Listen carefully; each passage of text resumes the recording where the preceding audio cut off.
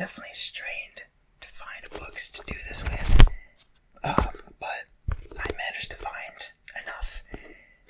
Most of them I haven't read. This is one of the older ones that I've read part of. I have not read all of it, but this was like my last ditch effort to try to convince myself that I wanted to read and to get into reading finally. And so I bought the whole trilogy. I have the other one right here. The other one. The third one is somewhere. Couldn't find it. I don't know where it is. So I bought the whole trilogy and I was like, oh, I love the movies. So it'll be an easy read. And I started reading the first one and I think it was around 100 pages in. I believe that's about a third of the way. It's less than a third of the way. And the games hadn't started. It was 100 pages in and I was still, I believe I was in the capital or something at that point. And I was just tired at that point, and I think I had a book report I needed to do, and I didn't want to do it on this because it was too long for me, so I ended up just giving it up and doing another book for the book report, and I never came back to it. So I mean, I still have them if I ever want to go back, but I'm not gonna give it up on that.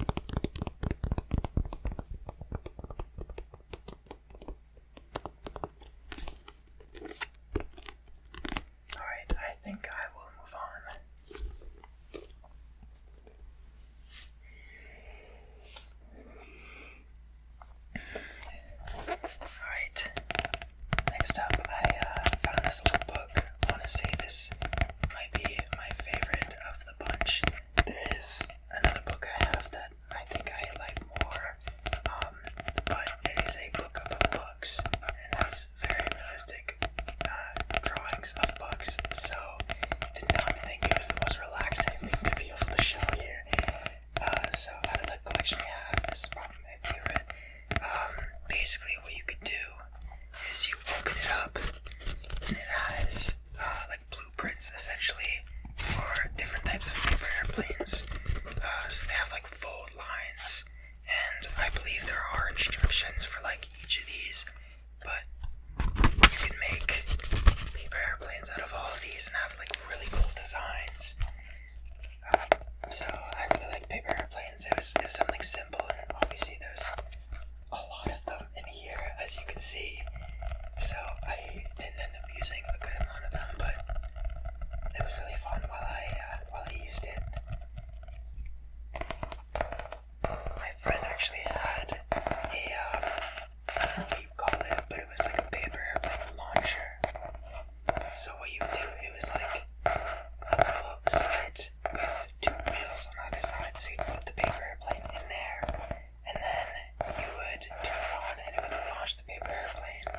And I think there were different settings for like what you wanted the paper airplane to do. It was so consistent. You could make it do like a flip, or just make it go really long, or whatever. It was super cool. Yeah, I believe there was 100 in here, and no way I was ever using that many. But I don't know, maybe one day I'll open it up and make a paper airplane just for fun. I don't know if this is a very common experience, but I used to make paper airplanes all the time, like in elementary school. It seemed like every second day we were folding up some random paper into a paper airplane. There was like all different sorts of designs that you could go for. There was ones that did like tricks, like flipping or whatever. There was some that did absolutely nothing and were awful, but they were fun to make.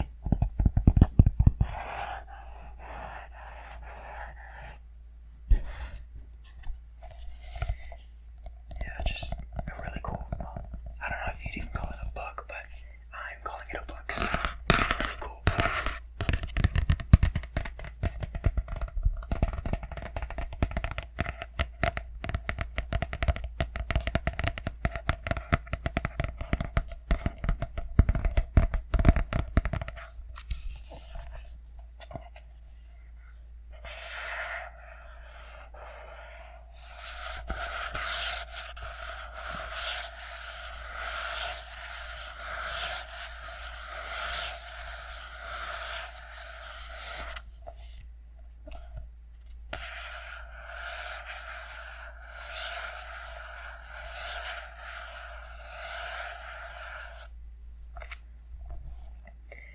I'm trying to do the tapping on, can't remember what this is called. My mind is blanking, but I watched a rare triggers video by GASMR, and one of the rare triggers that someone wanted was to tap on this part of the book, and only this part of the book, because people would tap on it sometimes and then move on quickly. So it honestly sounds really nice, so I might linger on it for a little bit.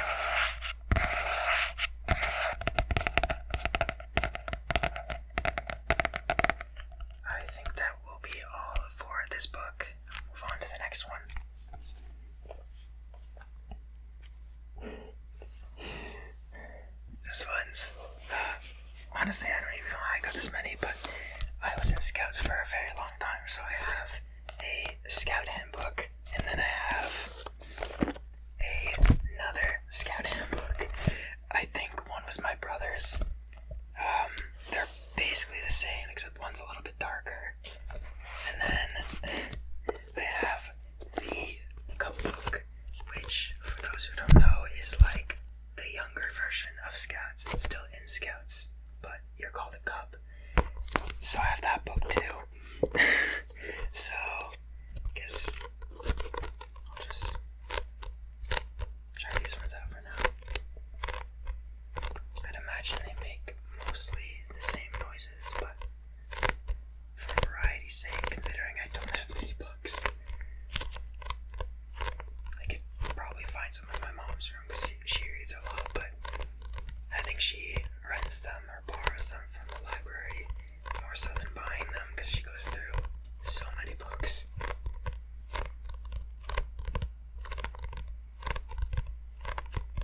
I'll show you the front.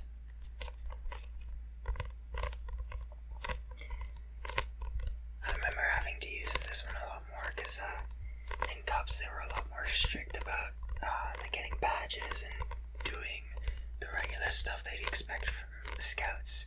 I had we called him Akela. He was essentially the leader of the group or whatever, the Scout leader, and he was a ex-military. I don't know if he was a lieutenant, but ex-military, and he was tough on us. So I remember Scouts was really chill compared to the Cubs, and I remember in Cubs I had to get a lot of these, and if it had been a long time since you had gotten I believe we just called them badges or patches. If you went too long without getting one, you would get questioned, and then you would have to do one of them, and like some of them were pretty easy, like you just had to prove that you knew how to use like a saw or an axe or something, and then some of them were really hard, like the ones that involved volunteering and like community work were very difficult to get, especially if the events weren't held by Scouts. Like we would have fundraisers and stuff like that were held by Scouts. You get badges for those, but a lot of them you had to go and do it on your own, which was difficult to say the least. I'm pretty sure I got most of them in Cubs. In Scouts, I honestly don't remember.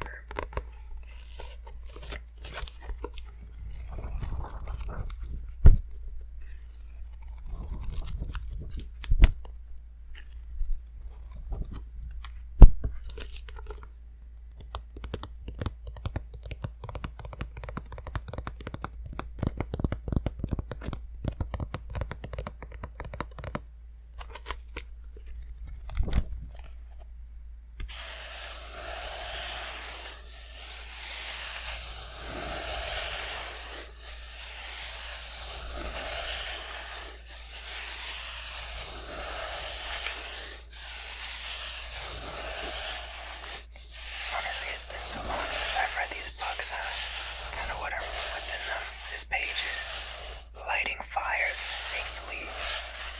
Honestly, this could be useful because, for the most part, I don't remember most of like the survival stuff that we did in Scouts. I remember some of it, but I mean, we never really learned anything that crazy anyway. If you threw us in the middle of the woods somewhere, we probably wouldn't be able to survive regardless, but there's some like interesting stuff in here, at least I find it interesting. A lot of people just find it like nerdy or boring or whatever, but I'm still blanking on what this is called. I cannot remember. It's not the bridge. It's on the tip of my tongue.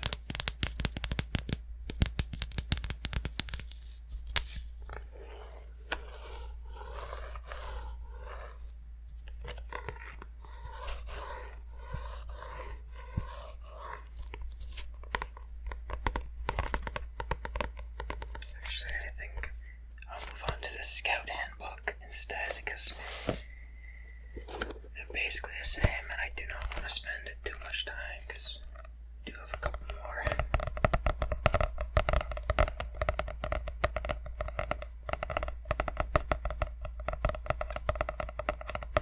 Honestly, don't remember using this one at all. In Cubs, I remember using the book for patches. It was pretty common that like the Akela would come up to you and be like, "Okay, you need to get one," and then you just look for the easiest one in the book and go for that one, or you go for one that you like already knew how to do, and then it was easy. But by the time I got into Scouts, this was like high school age. Like most of high school was in Scouts, I believe. Maybe late elementary school into high school. And for the most part, they didn't really care. It was mostly about like actually learning survival tips, going camping, whatever. And there were still some like fundraiser stuff, but it was definitely more focused on just camping. We were camping a lot. The progression was you'd start in Beavers, which is like kindergarten age, really young. It's essentially just arts and crafts at that point. A lot of kids do it because it's kind of like an hour where you don't have to take care of your kid. You just drop them off. And it's good for meeting friends because like I had friends I met in Beavers that I was friends up until honestly COVID. There was one friend that I met in Scouts that we'd been like really good friends up until then. And a lot of them I stayed friends with throughout Scouts. So that was nice. And then there was Cubs, which was like elementary school. Where you really actually start getting into like camping, and I can't exactly tell how much of this was Cubs in general or if this was my leader specifically who was really tough on us, but it was really tough. Like at that point you actually had to like try, and it wasn't just like a weekly meeting. You actually had to learn stuff, and on the camps we would actually have like challenges that we'd have to do. So that was cool. It was kind of like, I don't know, it was a little bit tough, but it was something to do at least. I did learn a lot there. Yeah, there was a step after Scouts called Adventures that I was in for a little bit, and that was like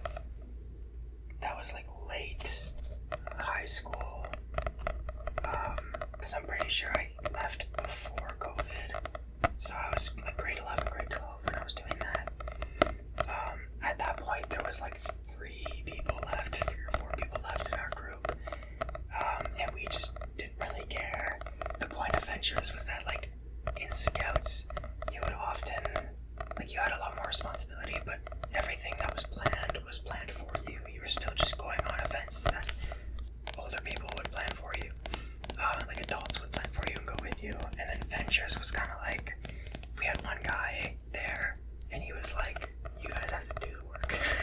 So for a while, like we actually wanted to do stuff, but I mean, we're high schoolers. That was like the point where a lot was going on, especially with school. We were getting jobs.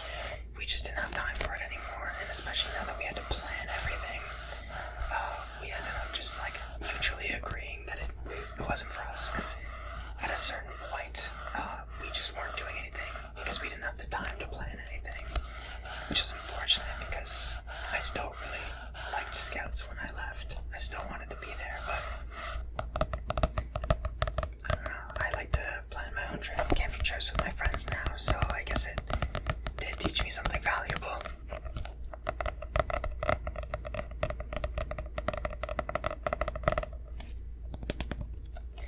Alright, I will move on from this.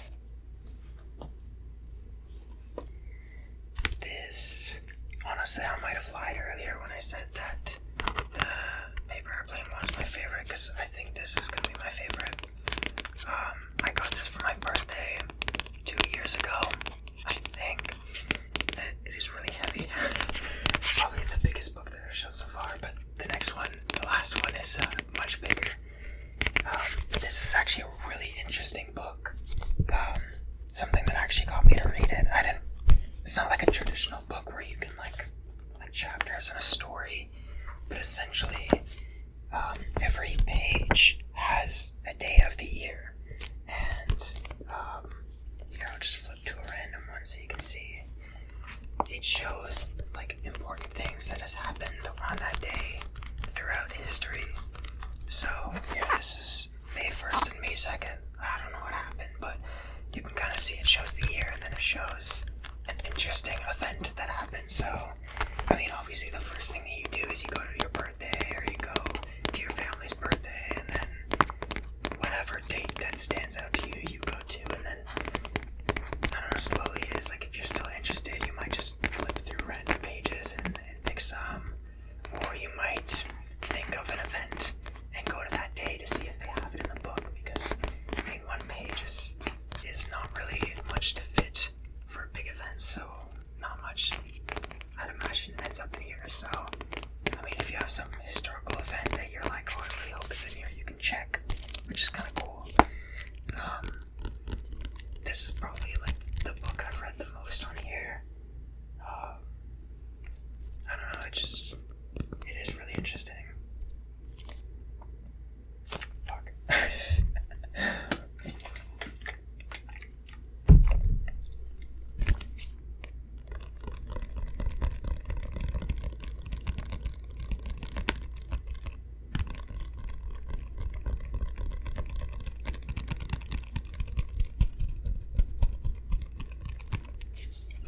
Turn it to show you the cover.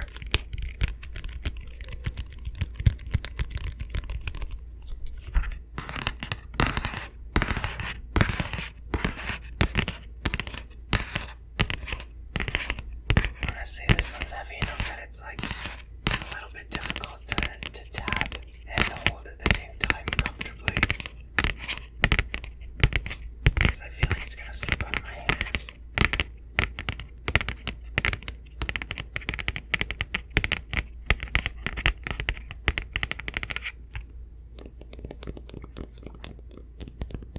This one has like an interesting kind of click on the side. It seems odd.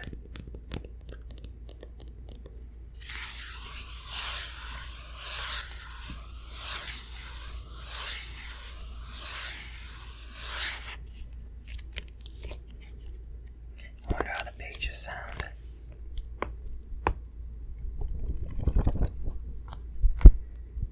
I am going to try to get some nice sounds out of these pages, but I tried it earlier, and the way the cover is on this one, it could make a lot of noise.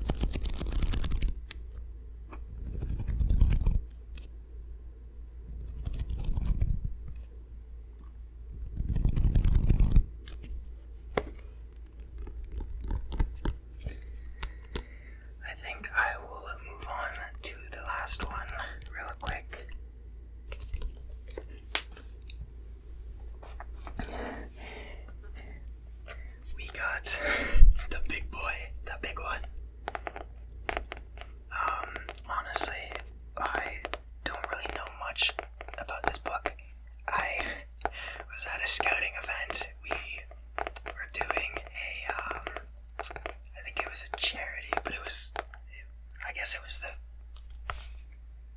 Canadian ski marathon. We were there with a stand of chili and a stand with honey water, and we were giving it out to the skiers as they went by, and it was freezing cold.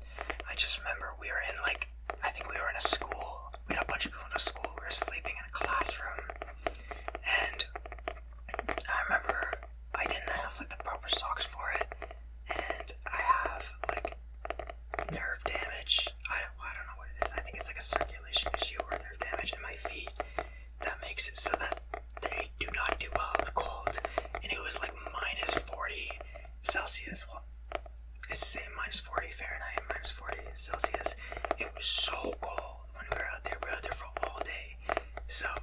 take turns running to the car, because one of our leaders had the car turned on so there was heat, and we would take turns rushing in there so our feet wouldn't freeze off. It was honestly a fun time. It was like really, really cool, but it was cool doing that kind of fundraiser in the school. I just remember we had so much time to just like do nothing really in the meantime, because like it was just go during the race and then we were back at the school doing nothing the rest of the day. So I just remember like running around the school and finding a bunch of like secret entrances, and then eventually I just found this and it was free. It was just like there was just a pile of them. Oh, look at this. There was just like a pile of these sitting around, and I figured it was free, I might as well take it. It is also very heavy, so I guess that would have been annoying to bring home with my already heavy bag, but I mean, I figured there'd be some interesting stuff in here, but I don't remember ever actually going through it. Oh my goodness. Oh, it goes through the history of the, I guess the Canadian ski marathon. Let's see, just over here, I believe, on this page,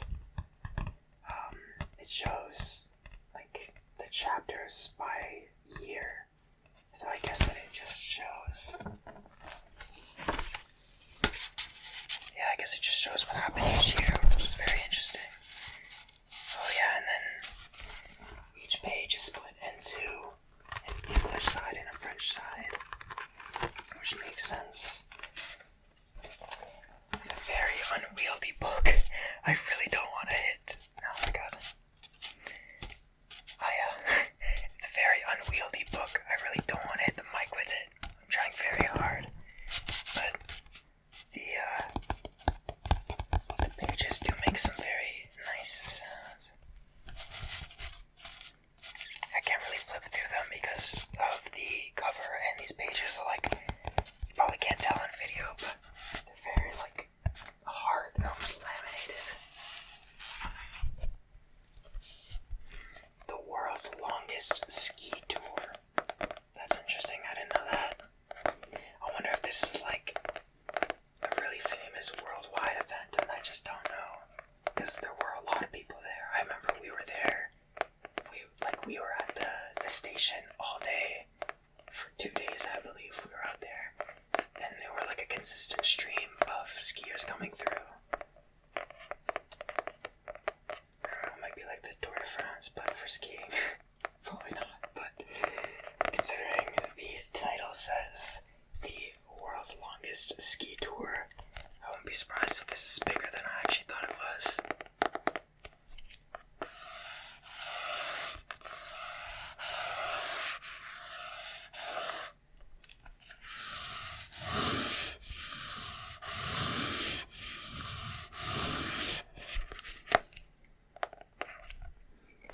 I'm still blanking on what this part of the book is called. I might search it up when I'm done this video. Is it the back? The spine? It might be the spine. Because I know there was like, I don't know anything about this, but there was like a thing where like people were getting mad that some people would break the spine of their book. Because if they had like a random book like the Hunger Games one I showed earlier, they would take it and they would like snap it open. And like some people were mad that people did that because it's like you gotta preserve the quality of the book. But apparently it like makes it easier to read certain books because it separates the pages easier. Because you know when you open like a new book, sometimes they like don't split properly and it makes it hard to read. So I don't know, maybe this is like a raging debate in the book community. I would not know, but honestly I'm very happy that I thought of that. Could be wrong though. Could be wrong. I love the almost like wood sounds that the ends of the pages give. Unlike most of this book,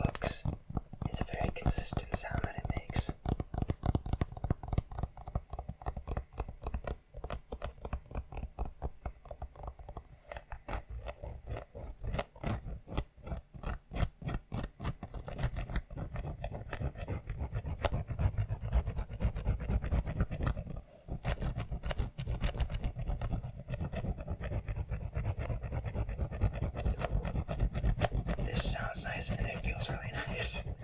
It's like a little massage to my fingers. You guys should try this. Oh my god. This is actually like really nice. Though my hand is getting tired because this book is hefty. It is a hefty book. It is upside down. I wonder if you guys, my camera's not very good, I wonder if you guys could actually read anything on the back here. Probably not. My camera is not too good. Maybe I should invest in another one, but I need to upload regularly to warrant that. I should upload regularly. My upload schedule is awful. If anyone is new to this channel and you go back into my channel history, do not look at the dates. Do me a favor, do not look at the dates. I get into ASMR and I'm like, I want to make a couple videos, and then I stop for a while because I get caught up in school or work or whatever, and then I get the opportunity to do it again, and I'm like, oh, I'll do it, and then I run out of ideas, or I just don't feel as inspired to do it anymore, and I don't know, I'm really trying to not burn myself out, but I'm doing a part-time summer job right now because I couldn't really get one for full-time, so at least until the end of the summer, I will be able to hopefully do this pretty reliably because I have the time to. I want to see if I get enough subs to the point where I can start making money off of this.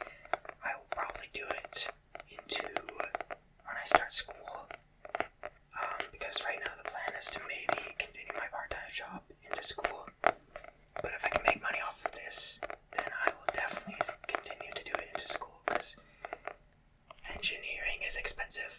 Kids, don't go into engineering. It is so expensive. My university cost